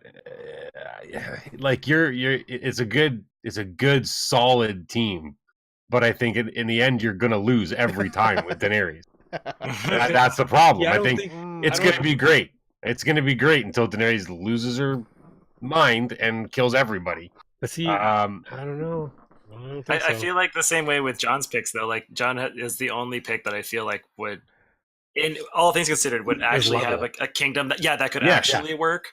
Yeah, because Bronn will probably follow money, so he'll go with the ruler. Jon and Tormund are friends, and Jorah is like a nice guy to anyone. Yeah. And so if Daenerys was in another army, like he wouldn't. We're gonna be wrong. Oh man. I think the only fair thing to do. RNGesus? No. Everyone wins. I think we vacate the belt.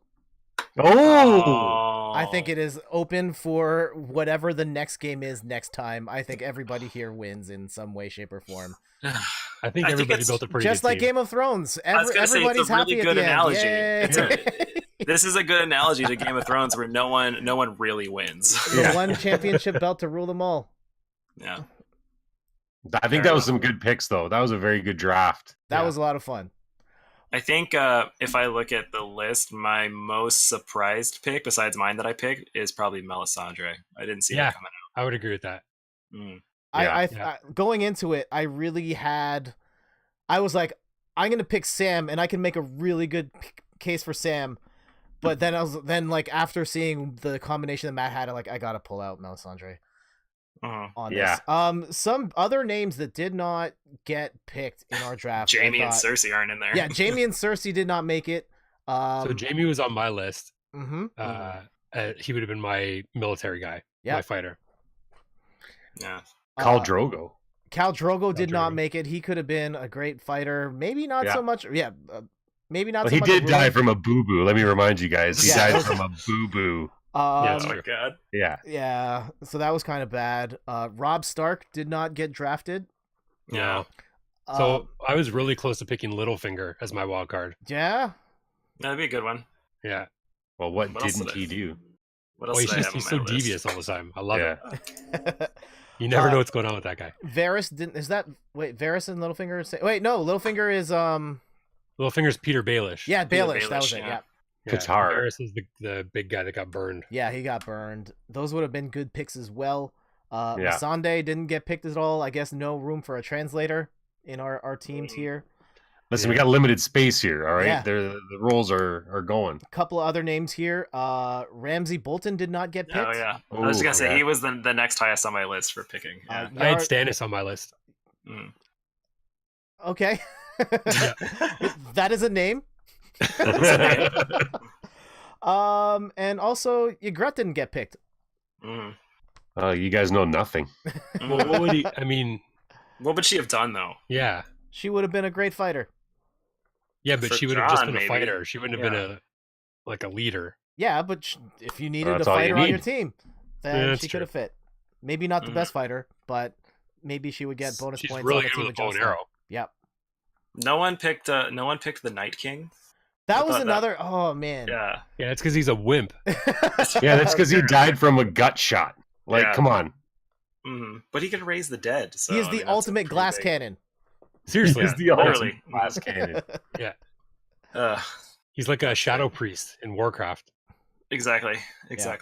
I just don't. Obviously everybody knows spoilers, but the way he died is like. Now you're talking about spoilers this far. No, I know. I'm just saying everybody knows there's spoilers. Hey guys, spoilers. This one you might not have seen yet. Yeah. So, the build up and the build up and the build up to have. I don't know the way Arya. It was so much build up for just so little satisfaction. It's a good reenactment, Jay. Yeah, that's why she's on my team. She is BA. Yeah. No, and not taking nothing away from her, but just the whole. Can we also talk about the fact that she snuck up on the Night King? Okay? Yeah, literally with his generals. And literally they felt the wind. When she went by, there was a scene that showed that. So she snuck by them somehow. I don't know, because she's the assassin, man. Yeah, but she couldn't get in to kill Cersei before everything all went to hell. So this is why we need to do the D&D session, because clearly that's the difference from rolling 20 and rolling 1. Yeah, pretty much. Yeah. She definitely rolled a 1 when she walked into King's Landing. Nat 20, Nat 1, they're gonna make and ruin you. And also the fact that the entire city came down and she lived. Yeah, I know. The only one. And the horse. Yeah. And also the fact that Jaime and Cersei got killed by a pile of rubble, and then Tyrion walked in, and they were the only pile of in the entire room. And he knew exactly where to look. Yeah. He knew that. Okay, well, if they're gonna get buried by this castle, they're gonna be doing it in this exact room. Yeah, but he knew where they were because there was only one pile of rubble in the whole room. Unfortunate. Also, they happened to die right as the very last things of rubble hit them, because he moved one rock and golden hand. So. Yeah. No. Oh, there's so many things about this series. We should stop before we all hate each other. Yeah. We're still friends. Here's my last Game of Thrones question. Knowing what you know now about the progression of the show, if someone who has not watched the show asks you, should I watch Game of Thrones? What do you say? Yes, I still say absolutely yes. I think yes. I think without a doubt is probably one of the best, most important shows in pop culture, in the last I don't know, 10. Well, not 10 years, but yeah, it's been 10 years. But yeah, like 10 years. Yeah, pretty there you much. go. I think, for the first handful of seasons anyway, you're not going to find better writing in a show. Mhm. Like it was fantastic. Yeah. Now, having said that, if you're looking for, that justification at the end and that wow, like this was perfect, you're not going to get it. I don't think so. You got to kind of balance that out. Like, do you want to watch it and put that time in and it's a long time. They're not short episodes. To not have that, the payoff at the end. Like it's a great show to watch, but you got to sort of make that decision yourself. Do you invest the time for something that's really not going to pay off? I will say it is not the worst ending of a show I can think of in Dexter. Yeah, it's not. But the problem is when you compare it with the writing in the first. Oh my God, Dexter! Let's not even start. or Lost. Yeah, Lost is the big one. I think. I don't know if you guys watch How I Met Your Mother. That one kind of fell flat too. Yeah. But I think the problem with Game of Thrones is just that when you compare the last season with the first 6, it's almost like a different show. Mm-hmm. And I think I'm really sour with the ending, and I think that kind of stains my view of the whole thing. But if I step back and I look at the series as a whole, I think you absolutely have to recommend it. Yeah, mm-hmm. I agree as well. For me, like I still like season 7. I think if you get to the episode where it was like the night before the Battle of the North, if it just ended there, just like watch to that point, I would have been okay. Yeah. That's a really good way to think about it. Yeah. I feel like right after that, it was just the endings came and they were all just really bad endings. Yeah. Yeah. You still have the Red Wedding and you still have Ned Stark being killed and everything Joffrey did. That guy. Yeah. Oh my God. Yeah. Joffrey. Those were the best seasons. Such a good arc. Like for an awful person, it was so good. Yeah. Joffrey also did not get drafted. I can't explain why. Yeah, I know. Weird. Nobody wanted him around. Weird. Yeah. I mean, Tommen was a fair and just ruler. No one picked Tommen. Oh man, the only one who was I can't remember from. I think it was from Catelyn Stark's kingdom. Like, it was like the kid who was still, breastfeeding. Lyanna's kid. It's Aaron. Yeah, I think that kid was like the single most useless character in the entire show. Yeah, he showed up at the last episode and was smoking hot, so it worked out. He what's the guy from Harry Potter? Yeah, he Neville Longbottomed it. Yeah, he Neville Longbottomed it. Yeah, it's funny because that's literally what we were saying when we saw it. We're like, wow, he's the Neville of the show. You know how they found the water bottle on the set in that last scene? Yeah, I saw that. Somebody was saying that it was a ball of breast milk. Oh my God. It was supposed to be. They're like, he's still on it.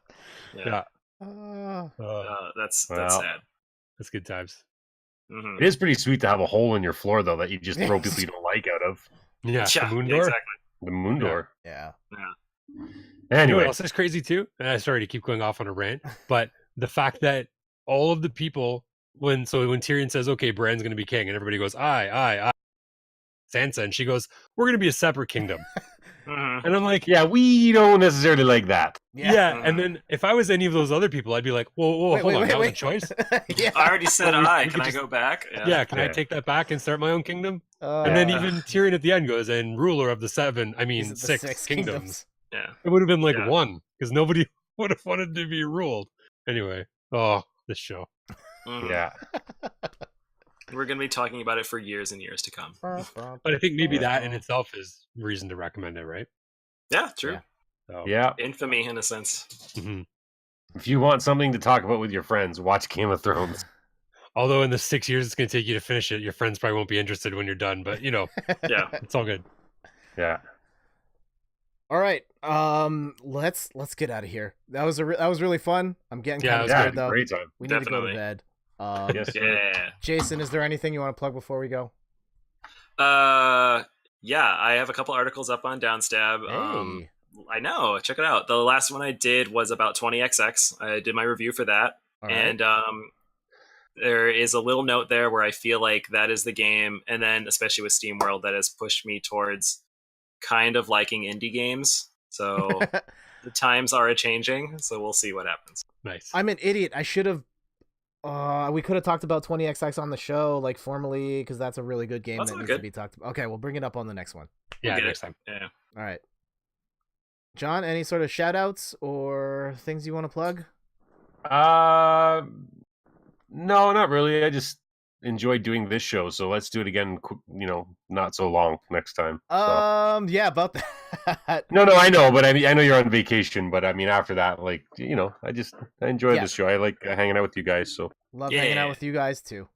Oh, this is awkward. Yeah, this is great. Can we all hug? Is there like a? Yeah, the heart. Can we all just like hug? Aww. And yeah, I don't know if you guys know, I know the camera's really small here, but like in the top left corner of my room is a picture of all of you guys in there. Yeah. Boss Rush poster, Chris and Rachel in there too. Love it. Yeah. Cute. And Matt, how about you? Anything to plug or shout out? I can't remember if I talked about this last time, but was in the middle of posting my MLB The Show 19 review, so that's up. And then I'm also playing or starting to play Mutant Year Zero. Okay. I think that's what it's I've called. heard about that one. Yeah. Yeah. So I'll be It's like doing an a review for XCOM that kind one. of game, right? Mhm. Yeah, basically. Yeah. So I'll be doing a review for that shortly as well, up on Biff Bam Pop. Great. Yeah, I'm still writing at inthirdperson.com. I've got some posts about I totally forgot what I've posted like this week. I never remember what's on there. I try and post every day. There's a post about streaming and Tetris 99 coming up later this week. I wrote about Grand Blue Fantasy today. Okay. Grand Blue Fantasy Versus, which is a fighting game by Arc System Works. Looks fantastic. Can't wait to play that one. And make sure to follow me on Instagram and Twitter for when I stream notifications. The next time we get together will actually be Pictionary night. Yes. So I'm thinking late June, early July. I'll try and pull everyone together. Hopefully we can get Chris and Rachel in there too. Fingers crossed. We'll get Melisandre to burn a kid or something to try and make sure everyone's schedules are free for that day. Lord. Just make it far out enough, and we'll make it work. Yeah. Okay. Jed, this is a family-friendly podcast. Can't talk about killing children. I know. Plus, where are we going to find children? I mean, it's at this time. At this hour. Yeah. Oh. Yeah. So it'll be Pictionary night. Then we'll probably do regular boss rush, and then we'll start the D&D stuff. So Jason at some point is going to teach us how to play D&D. And then I can't wait. We will work towards like the whole boss rush crew playing D&D on stream. Jay, I've also played with a group, so I have some experience as well. Hey, awesome! I've legit been playing with groups for like 15 years. It's been awesome. Amazing. Chris and Rachel are playing with their own group, so it's just me and you, John, who have no idea what we're doing. That's okay. That's the best part. That's going to make people want to watch this because it's going to be fun. Great. It's the best part for sure. Definitely. All right, let's get out of here, guys. See you later. Bye, everybody. Oh, geez. Hold on. Stream Deck. Where's the end screen? There it is. All right. I held the entire time. We're good. Excellent. Love it.